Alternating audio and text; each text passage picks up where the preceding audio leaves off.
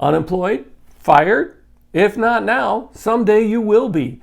According to a recent survey of the workforce, 40% of those in today's workforce will be fired. I am obviously sorry that we are here today, but these are extraordinary times, as you very well must know. And if you're thinking, whoa, that's them, that's not me. I'm one of the best employees. I'm one of the people that the business depends on. I'm invaluable. Have you ever been told you are invaluable? If you have, you've probably believed it, because we want to believe things like that. This is in no way personal. The majority of this floor is being let go today. And if you work for over 30, 35 years, the chances of your being fired over that course of time is closer to 90%, which means that it's better to get ready to get fired than it is just to get fired and have no clue and no opportunity to do anything with your life, or be desperate, or maybe homeless. She's apologizing for what's about to happen. Your company email, access to the server, access to the building, and your mobile data and phone service will all be severed as of this meeting. And this gentleman will take you to your office so you can clear out your personal belongings. And if you get ready to get fired, and it never happens to you, congratulations, you'll be better off financially and personally than over 90% of the people working today. To be in that 10% means you will be special. And I don't know about you, but I want to be special in that 10%. I'm sorry. You still alive? Uh-huh. For now. Congratulations. So let's take a look at what it means to get fired today, what we can do about it, how we can prepare for it, what we can learn from it, and so let's tap the like button and get into it. Hi, I'm James Callahan, and this is The Do-Over Show, and I can tell you, I'll admit it, I've been fired a couple times in my career. Now, some of the times it's just been ghosted, that is, I've not been asked back to a temporary job, like working as an adjunct.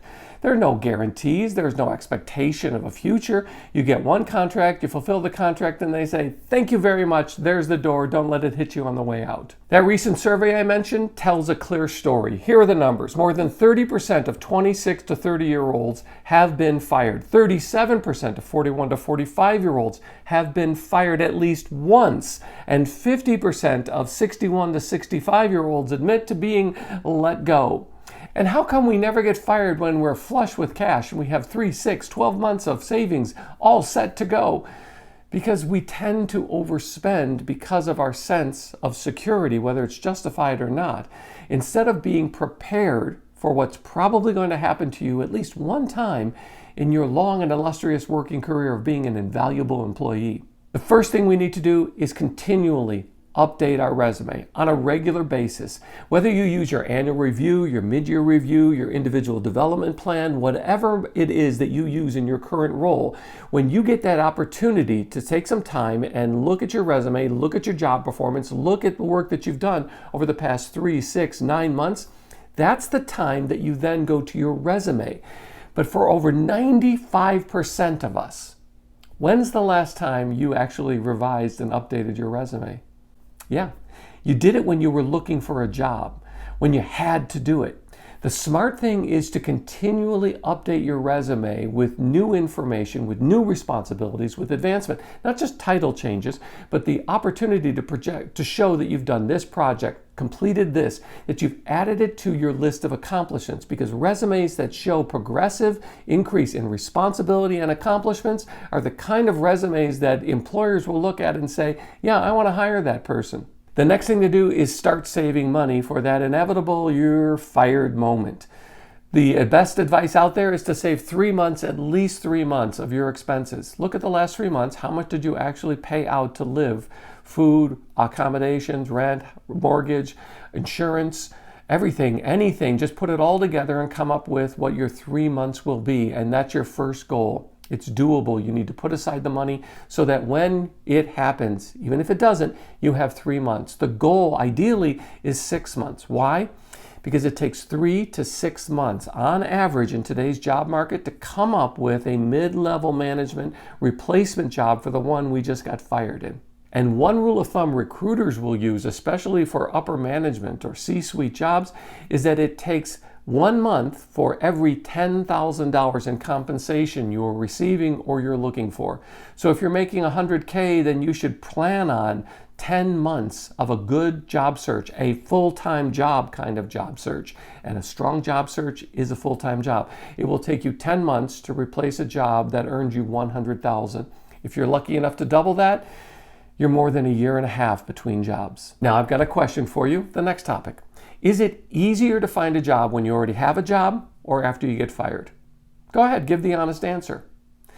Yeah, it's much easier to find a job when you have a job. So even if your job today is horrible and the person you report to is horrible and you just can't stand it anymore, don't quit.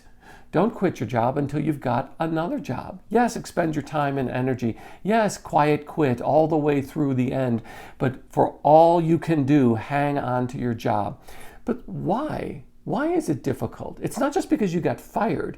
It's usually because the reasons why you got fired, downturn in the economy, a downsizing of the company, the loss of interest or the value in the kind of things, the skill set that you do, mean that you are not as valuable, not only to your current company, but also to any prospective employer. It's much easier to find a job when you already have that kind of job. And it makes sense when you think about it. Now, the next thing that people struggle with is, well, I don't want to change jobs too often because that'll be a red flag too, right? Wrong.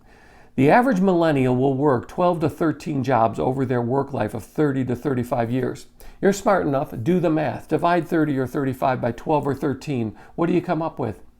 Between 2 and 3 years at any given job. Yes, the younger you are, the more the turnover happens because you're still finding, building experience, and yeah, you're really expendable.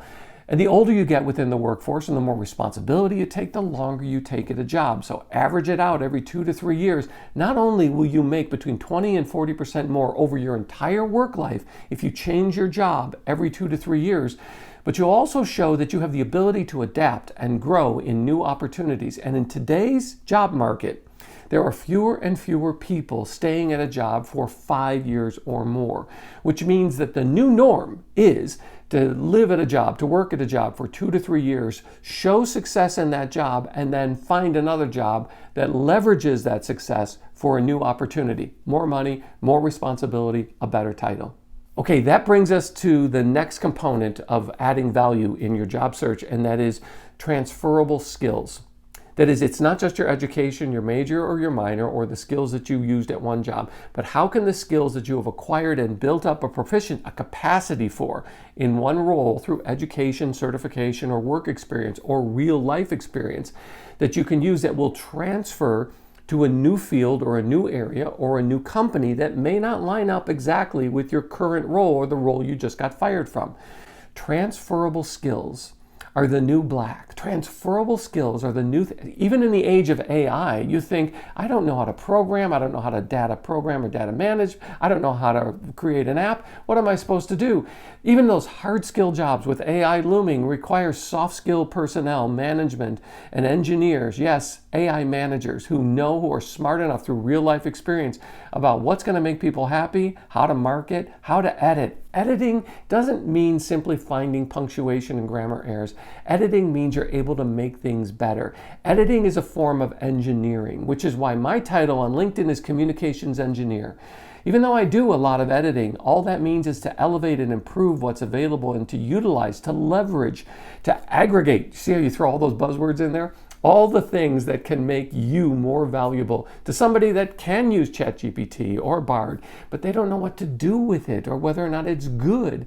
That's a transferable skill. And when you can add transferable skills to your resume, you're going to be a winner in today's job market. When it comes to education, that is a big plus, and employers often look to it because most of the people doing the hiring today hold bachelor's degrees, they hold education degrees. So yes, they're going to hire people who are like them. And even though everybody's raging about how bricks and mortar schools and universities and colleges are for everyone, the majority of people hired for those higher paying and stable jobs are people who have demonstrated they can do something difficult, a degree, a bachelor's degree, and finish it.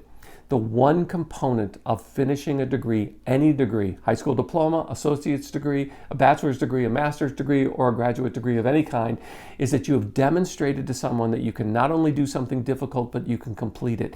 The number one thing employers are looking for in someone like you is, if I give you a job, can you finish it successfully? And when you do get fired, it's a time to be creative. But being creative when we're fired and discouraged and broken like that is one of the most difficult things in the human experience. But it's the exact thing that you need in order to get yourself, not out of being fired, but get yourself into a new opportunity.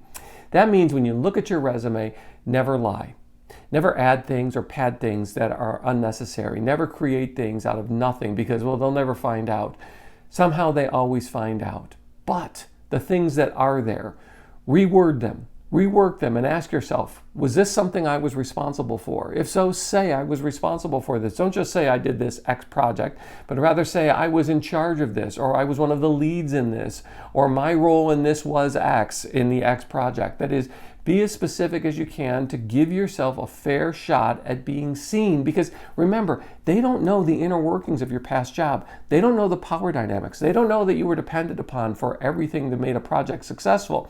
That's up to you then to make that explicit as you go through your resume and as you are creative. Creative without lying, that's the challenge. Hey, and the last thing is, don't panic. Yeah, it's like telling somebody who has anxiety just to calm down. 0% success rate, I get it. But not panicking means that you actually have a plan, a way to work forward, and you work your plan your work your plan. You know what the old timers say, and it still works when you're looking for work today. Hey, and thanks for being part of the Do-Over Show. Please, could you tap the like button? Because it really helps. And while you're down there, how about you subscribe and ring the notifications bell so you don't miss the next episode. I'm so glad you found me and I found you. Thanks.